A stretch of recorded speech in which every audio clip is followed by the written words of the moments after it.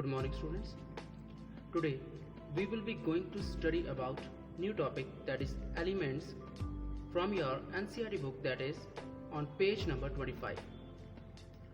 Students, as you have already studied that matter is something that is mass and volume, and it can be chemically classified as pure substance or as a mixture. You also know that a pure substance is that form of matter which is made up of identical particles, whereas mixture is that form of matter which contains different kind of particles. Now students, a pure substance is further classified as either elements or compounds. Today we will be going to study only about elements. Now the question is, what do you mean by an element? So an element is that pure substance which cannot be broken down to simpler substances either by physical or by chemical processes. For example, gold, silver, iron, etc. There are many properties that are associated with elements, and by understanding those properties we will be able to identify the elements. Let them discuss one by one.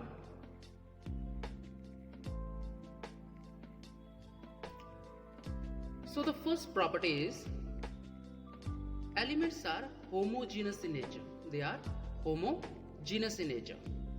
Homogeneous consists of two parts. One is homo, which means same, and second one is genus, which means kind.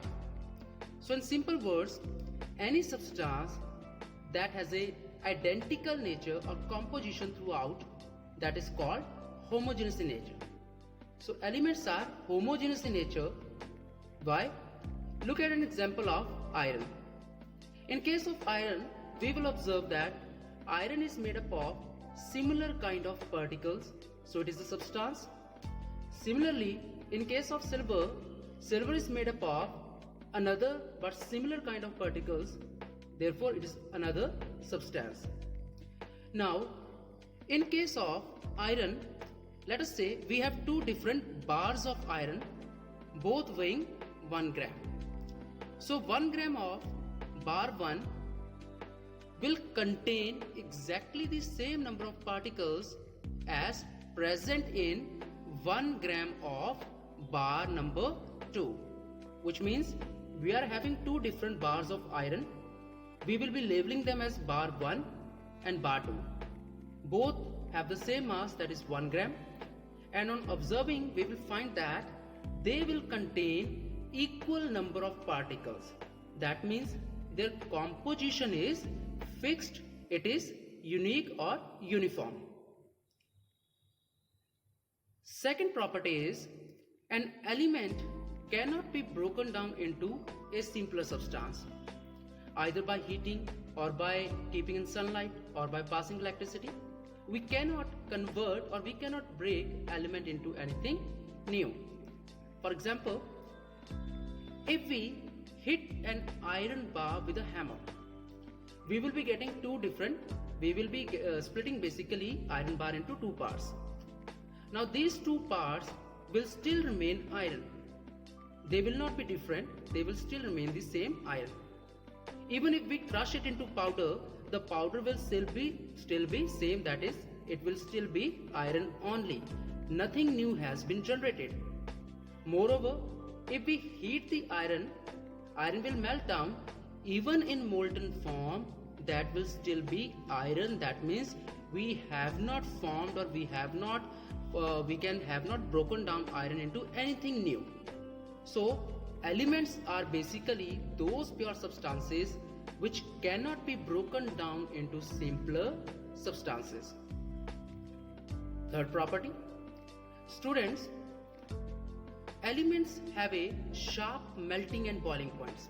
All elements have a sharp melting and boiling points, which means they have a fixed temperature value where they will melt or boil. Their melting points are fixed. For example, in case of aluminium, melting point of aluminium is 2447 degree Celsius, which means aluminium will melt only when it attains this temperature. That means its temperature is fixed, it is unique, therefore it is a very sharp melting point. So all those substances that have fixed melting points and boiling points, they are called elements. So with the help of these properties, we can easily identify elements.